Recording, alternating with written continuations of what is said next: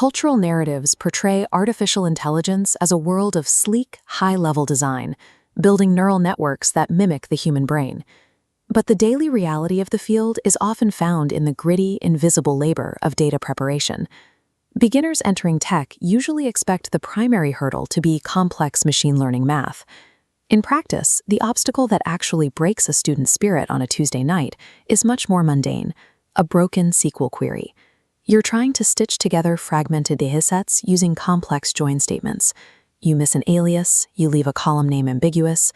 After the 50th syntax error flashes across the screen in red text, the technical challenge shifts into a physical wave of frustration. This is the moment where imposter syndrome takes hold. You stop questioning the code and start questioning your own intelligence, wondering if the entire career change was a mistake. Hitting a massive wall in your code creates a specific kind of mental paralysis, where logical problem-solving completely shuts down. At this breaking point, the struggle is no longer about database architecture. It is a purely psychological battle against your own internal narrative. Overcoming this requires applying the same diagnostic rigor to your emotional state that you would apply to a malfunctioning server. Before you can restore the database, you have to learn how to debug your own human responses to failure. Coder's block is biological.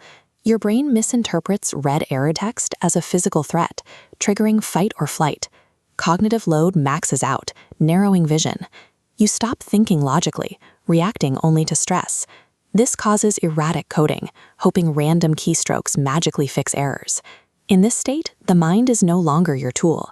It has become an adversary that whispers that you are an imposter. Solving this requires a framework that addresses the human rather than the machine. Indigenous psychology offers a core concept for this: befriending the mind. It is a shift that reframes the brain from a malfunctioning device into a collaborative partner that is simply exhausted. By treating the mind as a teammate that needs guidance, rather than a system that needs to be forced, you can begin to de-escalate the biological stress response. This de-escalation happens through a three-step framework that merges cognitive regulation with data logic. Step 1 is to acknowledge the internal error message. Like reading a compiler error, you must read your physical cues. Notice the clenched jaw or the urge to slam keyboards. Acknowledge the frustration without judging your capability. Step 2, the hard disconnect. You cannot solve a complex join issue with the same panicked mindset that created the error. You have to break the immediate visual feedback loop of the red error text. Close the laptop and walk away to reset your cognitive baseline. Step 3 is collaborative debugging. When you return to the desk, you approach the code with curiosity rather than hostility, asking your mind what the error message is actually trying to communicate. Practically, this means breaking a massive, broken query down to its smallest possible select statement. You rebuild it line by line, allowing your mind to process small, logical victories.